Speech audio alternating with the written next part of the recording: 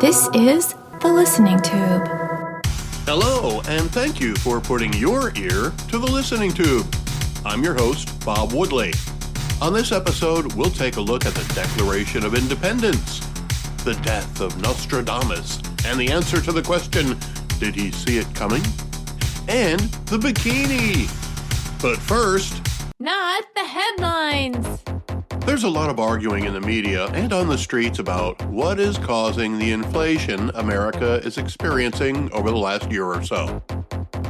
The Biden administration hasn't taken any responsibility for any of it, constantly blaming Russia, as in Putin's price hike, and telling us that inflation is as bad a problem elsewhere as it is here. We know that inflation began before Russia's invasion of Ukraine. We know that inflation was partly caused by federal payouts to help people get through the COVID pandemic. We know that the policies of the Biden administration has stifled the fossil fuel industry. We know that the price of oil affects the price of everything that has to be transported on land and sea. We may not have even seen the full effect of Russia's attack on Ukraine yet, as Ukraine's contribution to the world's food supply will be delayed, if seen at all.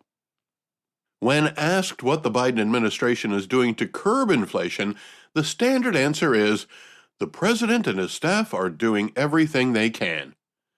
There's never any follow-up, though, like, could you be more specific? Sure, the federal government has tried a few things, like releasing oil from the nation's strategic reserve, but that didn't seem to help much. Plus, it depletes our strategic reserve, which will have to be replenished at some point, probably at a much higher price than it cost when it was put there. Now there's talk of a federal gas tax holiday, which is yet another Band-Aid solution.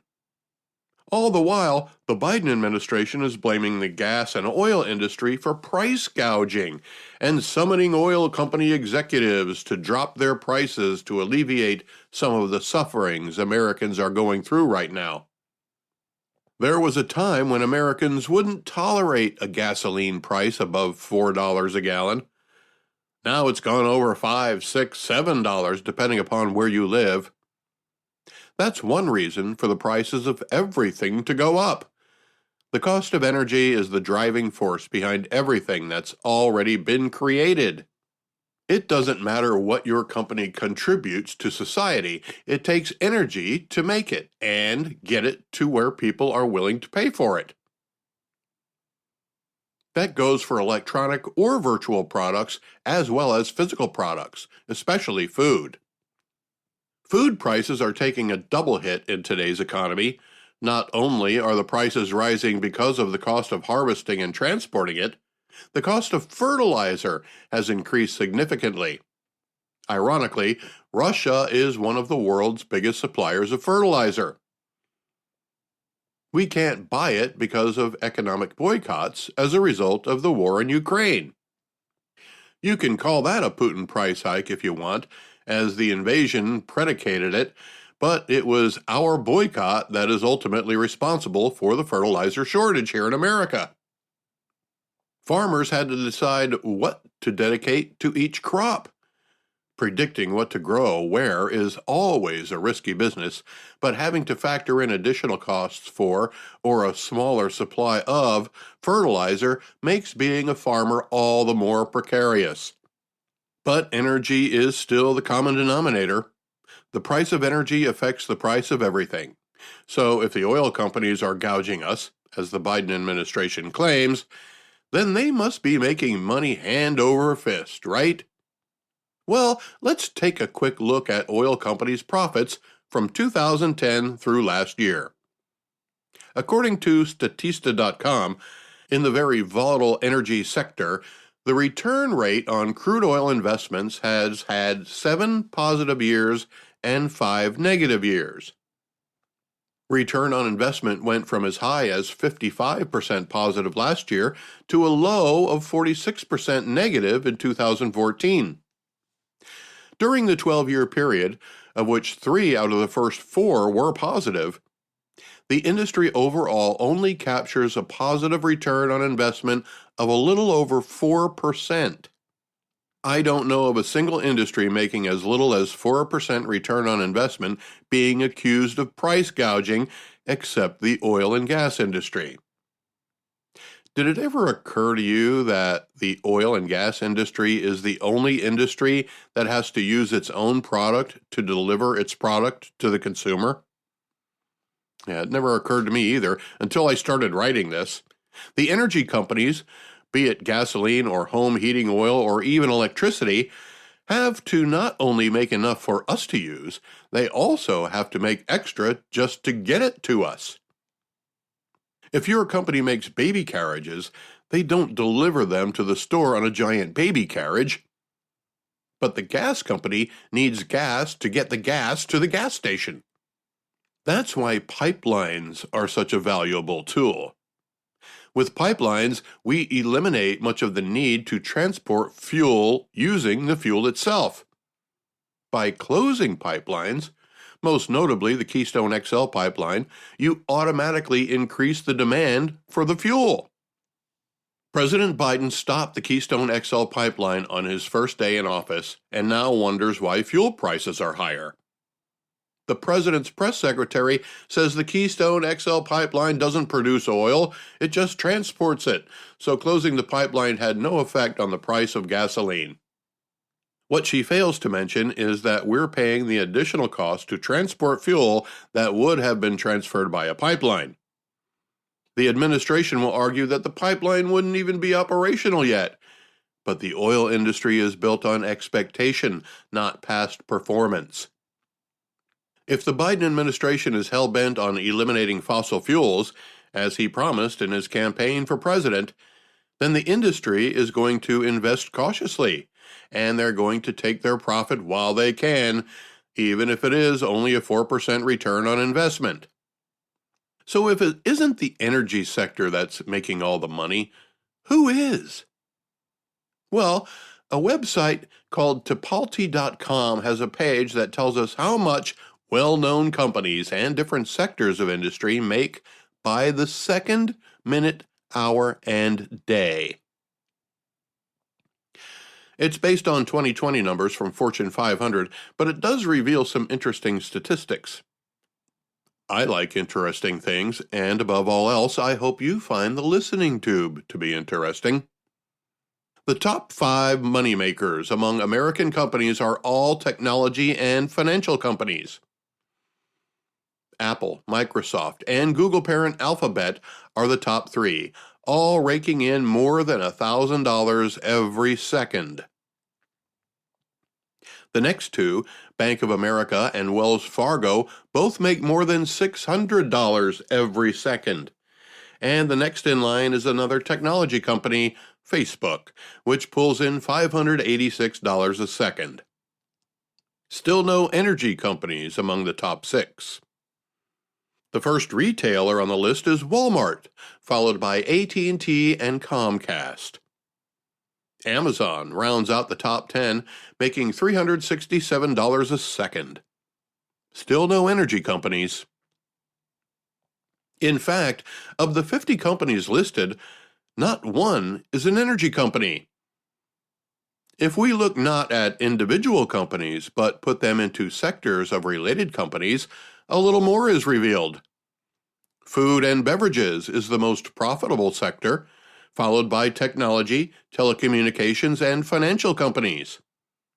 Rounding out the top 10 most profitable sectors are healthcare, aerospace and defense, media, business services, transportation, and hotels, restaurants, and leisure.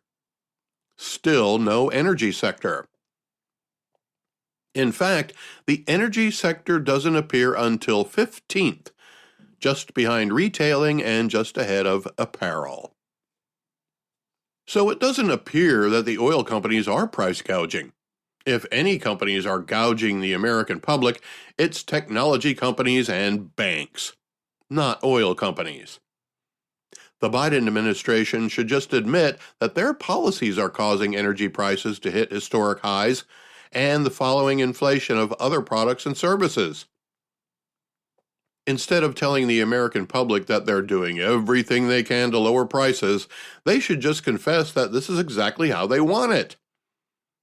Put gasoline prices out of reach to encourage electric vehicles. Increase inflation to force employers to pay more. Only promote and support companies that are unionized. You can believe that the Biden administration is bungling its responsibilities to the American people, but more likely, these policies that are crushing the most vulnerable of us are the actual plan the Democrats, and more accurately, the progressive branch of the Democrats, have put into place to advance their agenda without regard to the damage they cause along the way. By the way, the cost to celebrate Independence Day with a cookout is up 17% over last year. Well, that can't be right. It turns out we like people who smell like us. Chances are you've seen a dog sniff another dog where we wouldn't want to sniff another human. But just like dogs and other land mammals, we use our olfactory senses to accomplish the same thing, but we just don't rely on it as much as a dog. We have other ways of communicating, like speaking and facial expressions, body language, and so on. But just because we don't rely on it doesn't mean we don't have it and still use it. But for most of us, it's something we don't consciously take into consideration. A recent article on phys.org explains that people with similar body odors are more likely to become friends. Not lovers, just friends. The research was done at the Weizmann Institute of Science in Israel, and to test the theory, they found 20 pairs of same-sex, non-romantic friends, half male and half female. One condition of their participation was that they described their friendship as one that developed quickly without one knowing much about the other. To conduct the experiment, they were all given instructions, such as no pungent food and sleeping alone wearing a cotton t-shirt. The t-shirts were collected and tested with an electronic device that can detect the chemical composition of the smell. As it turns out, the odors of friends more closely matched each other than the odors of non-friends. To test the theory further, and using actual human noses, volunteer smellers were given 3 shirts, 2 of which were friends and 1 of which was not. The volunteers were able to choose which shirts belonged to the friends and which shirt did not. There was still another variable to explore. If people are friends and spend a lot of time together, they might be in similar environments that create their specific odor. So they came up with another experiment that seemed to confirm that smell can also be used to predict who would hit it off immediately and who wouldn't. 17 people, all strangers to each other, took part in a test they referred to as the mirror game.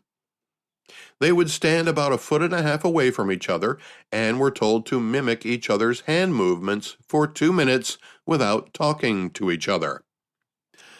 Of course, the hand movements had nothing to do with the actual experiment, but was an excuse for 2 people to get close enough to smell each other without wondering why they were just standing there. The smelling machine used in the first experiment was able to predict which participants would click 77% of the time, and 68% of the times that both sides said they didn't feel any connection.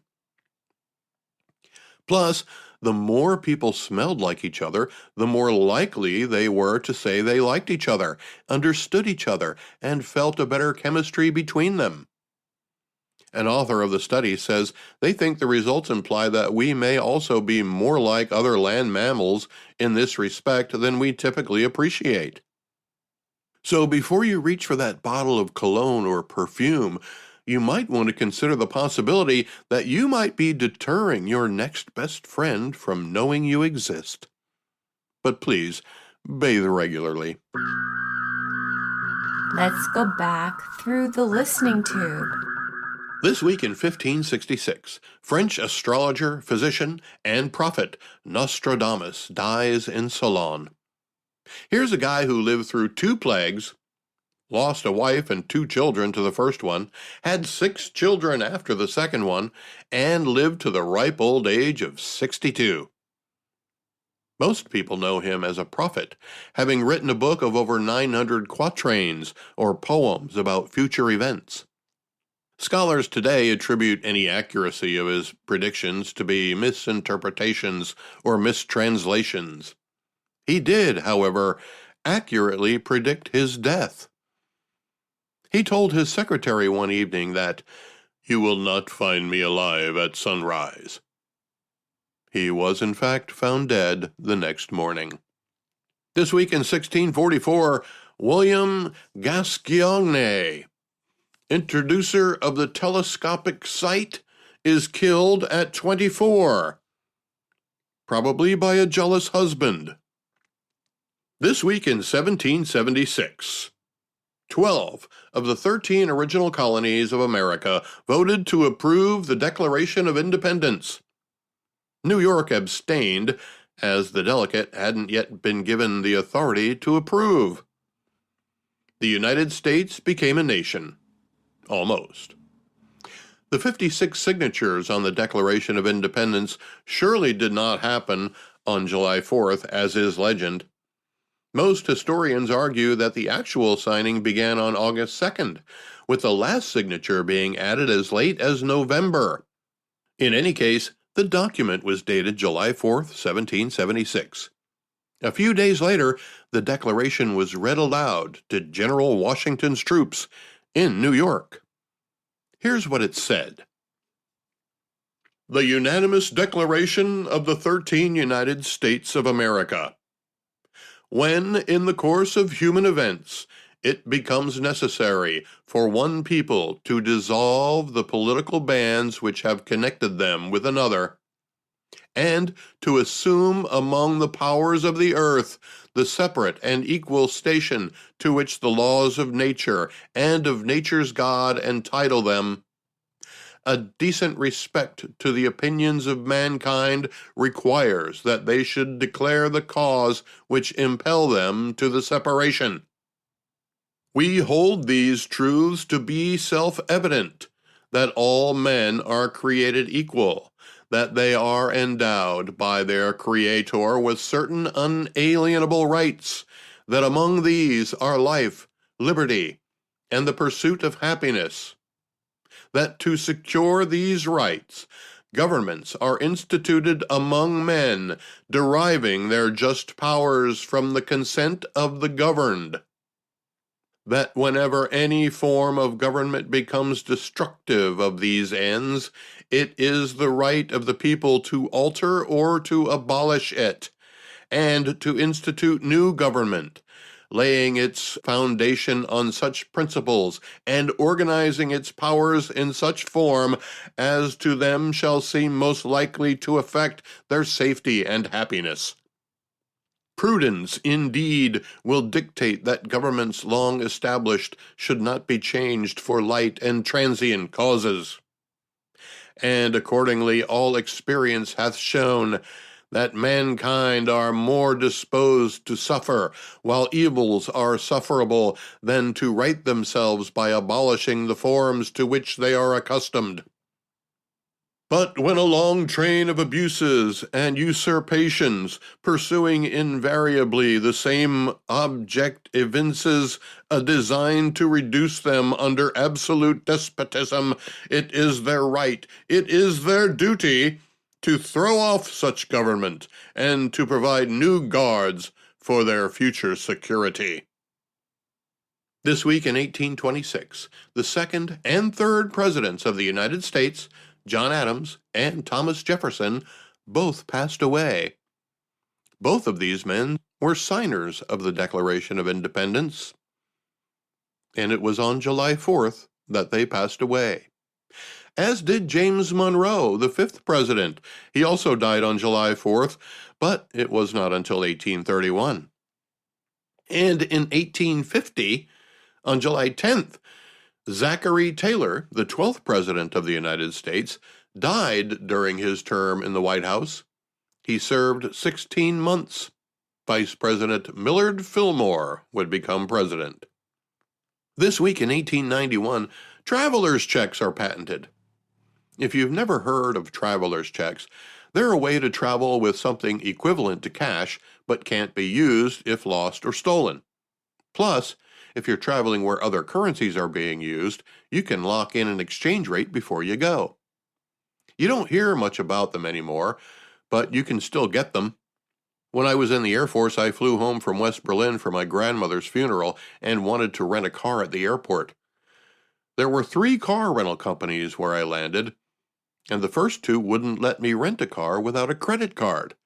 The third company, National, let me use traveler's checks as a deposit. This week in 1896, William Jennings Bryan delivers his Cross of Gold speech at the Democratic Convention. And in 1926, the U.S. Army Air Corps is created. Today, it's known as the United States Air Force, but it didn't become a separate service until 21 years later. This week in 1946, Louis Reard's bikini swimsuit design debuts at a fashion show in Paris. Ah, yes, the bikini. There was a fabric shortage after World War II, and the bikini seemed like the perfect solution. Much of the general public found the two-piece woman's bathing suit to be scandalous, as did the Catholic Church and some of the media. By the time the 50s and 60s rolled around, though, actresses like Bridget Bardot, Rita Hayworth, and Ava Gardner discovered that the more they were seen in a bikini, the more famous they got. The history of the bikini doesn't begin in the 1940s, though. According to Wikipedia, bikini-style clothing goes back to before the pyramids were built, 5600 BC. This week in 1959, America's new 49-star flag honoring Alaska statehood is unfurled. 1 year later, in 1960, America's new 50-star flag honoring Hawaiian statehood is unfurled. However, many flags were still adorned with only 48 stars, as production and distribution of the new flags lagged behind. This week in 1962, Telstar, the first geosynchronous communication satellite, is launched. Built by Bell Telephone Labs, it relayed the first television pictures, telephone calls, and telegraph images. Telstar 1 and its sister satellite Telstar 2 weren't very big, less than a yard across their spherical shape, but they were huge in what is now worldwide communications for just about anybody. Although no longer in service, both satellites still orbit the Earth. This week in 1964, President Johnson signs the Civil Rights Act. Originally proposed by President Kennedy, the bill couldn't get past the Senate filibuster. It was filibustered again when Johnson pushed for it, but after a 54-day filibuster, the Senate passed it. It wasn't the first Civil Rights Act, though. President Eisenhower signed one in 1957. Even before that, there was the Civil Rights Act of 1875. It became nullified when the Supreme Court decided that Congress didn't have the power to prohibit discrimination in the private sector. This week in 1966, LBJ signs the Freedom of Information Act, and 1 year later, in 1967, the Freedom of Information Act goes into effect. Yes, it took an entire year for people to get ready to release information. The Freedom of Information Act only applied to federal government, but all state and most local governments have similar laws like open records laws and notices of public meetings. These laws are designed to allow the media access to the inner workings of our governments and help keep the people informed. It has become a type of cat and mouse game among some government agencies that try to hide information that the public is legally entitled to have. Some agencies have even claimed the documents are copyrighted and charging exorbitant fees for them. Others claim delays in finding the requested information or deter requests by charging large fees for simply making copies of public documents. News organizations, especially local newspapers with limited resources, have been fighting the freedom of information battle for generations. District courts, however, have the power to compel a federal agency to produce requested documents and places the burden on the agency to sustain its action. This week in 1976, the Supreme Court ruled that the death penalty is not inherently cruel or unusual. So why did they have to rule on that? I'm going to look that up. He's gonna look it up. He's really gonna do it. I want the truth! You can't handle the truth! Well, in 1972, the Supreme Court ruled in Furman v. Georgia that the death penalty was cruel and unusual punishment if it was too severe for the crime, if it was arbitrary, if it offended society's sense of justice, or if it was not more effective than a less severe penalty. All of those prerequisites essentially made capital punishment unconstitutional. 629 death row inmates had their sentences commuted to life in prison. But individual states fought back, changing their laws to abide by the Furman v. Georgia decision. 3 states, Florida, Texas, and Georgia, brought arguments to the Supreme Court in 1976 that satisfied the 1972 ruling, and the court ruled that the new death penalty statutes in those 3 states were constitutional. In addition, the court ruled that the death penalty itself was constitutional under the 8th Amendment, which prohibits cruel and unusual punishment. And this week in 1985, French agents sink Greenpeace's ship Rainbow Warrior in New Zealand. Greenpeace is an environmental group. They used the ship to protest and interfere with whaling and seal hunting, as well as nuclear testing, which was still being done above ground at the time. In this case, Greenpeace was there to protest an upcoming nuclear test by France on an atoll in the South Pacific. While the Rainbow Warrior was docked at Marsden Wharf in New Zealand, French agents attached 2 bombs to the ship and detonated them a few minutes apart. The first bomb was intended to get the crew off the ship, then the second one would finish the job. But before the second bomb was set off, some of the crew had already returned to the ship to assess the damage. The second bomb resulted in a photographer dying by drowning.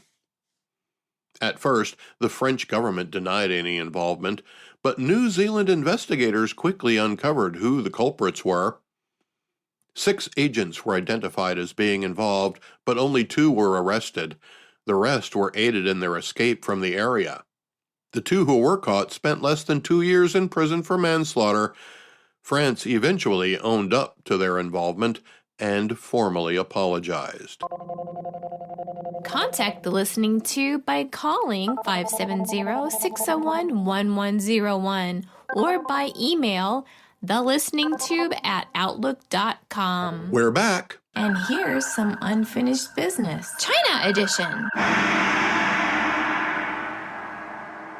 United States Federal Communications Commissioner Brendan Carr has sent a letter to the CEOs of Apple and Google alerting them that TikTok is in violation of their own policies and requested that both companies remove TikTok from their app stores. Carr said in the letter that the app itself is the sheep's clothing. It went on to state that, at its core, TikTok functions as a sophisticated surveillance tool that harvests extensive amounts of personal and sensitive data, everything from search and browsing histories to keystroke patterns and biometric identifiers, including face prints and voice prints. It collects location data as well as draft messages and metadata. Plus, it has collected the text, images, and videos that are stored on a device's clipboard. The list of personal and sensitive data it collects goes on from there. Within its own borders, the People's Republic of China has developed some of the most invasive and omnipresent surveillance capabilities in the world to maintain authoritarian control. The commissioner then lists a half dozen documented violations of privacy policies committed by TikTok, including accessing users' passwords, cryptocurrency wallet addresses, and personal messages. TikTok has already paid nearly $100 million in fines and settlements for privacy violations in the United States. TikTok's parent company, ByteDance, is a Chinese company. Any Chinese company falls under the jurisdiction of the Chinese Communist Party. Therefore, if you download the TikTok app to your phone, you're helping the Chinese Communist Party in their quest to take over the world. But there's more. A Chinese company has just bought 300 acres of land near Grand Forks, North Dakota. The plan is to build a milling plant there that will employ more than 200 people and cost $700 million to build. But according to CNBC, the project is raising serious security concerns in Washington, D.C. You see, the new milling plant will be about a 20-minute drive from Grand Forks Air Force Base, home of some of our country's most secret drone technology, as well as a space networking center described by a North Dakota senator as the backbone of all U.S. military communications across the globe. The guy who sold the land to the Chinese company got $2.6 million for it, and since then he's become a target for people opposed to the operation. He's been threatened, had other people put signs in his yard, and he says he's been called every name in the book for selling the property. The Air Force hasn't made any comment about the proposed milling operation, but an Air Force major has circulated a memo that says the project is located where passive receiving equipment could intercept drone and space-based communications both to and from the base. He said any such data collection would present a costly national security risk, causing grave damage to the United States' strategic advantages. One North Dakota senator agrees. Senator Kevin Cramer says, "I think we grossly underappreciate how effective they are at collecting information, collecting data, and using it in nefarious ways," he said of the Chinese Communist Party. "And so I just as soon not have the Chinese Communist Party doing business in my backyard."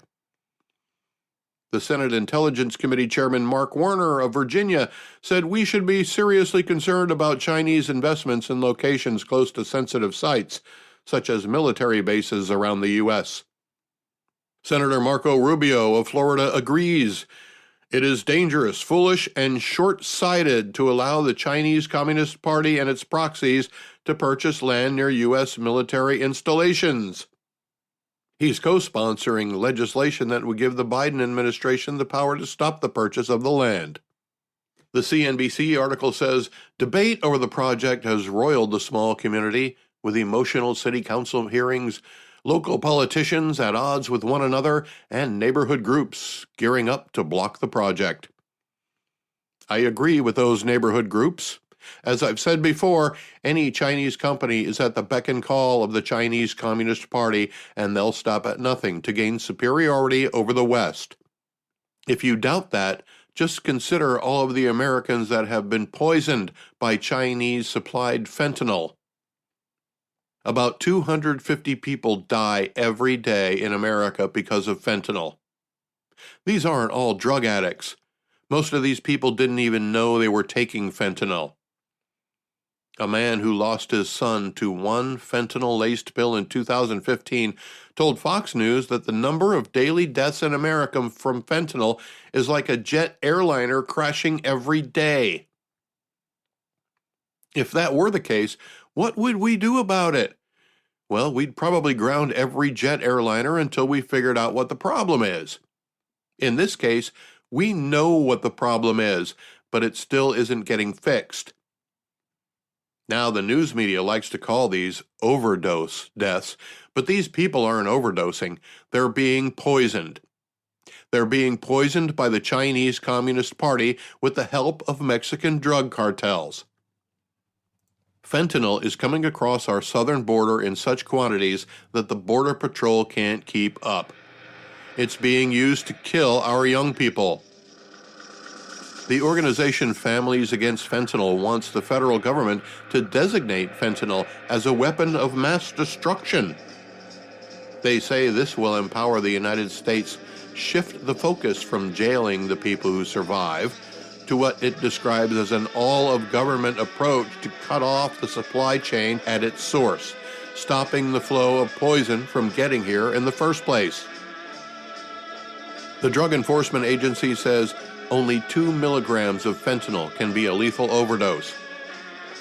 The sooner our federal government confronts China over the manufacturing of the drug and addresses the disaster at our southern border, the better. In the meantime, a jet airliner goes down every day we wait. The Listening Tube is written and produced by yours truly. Copyright 2022. Thank you for putting your ear to the Listening Tube. I'm your host, Bob Woodley, for Thou Ad Infinitum.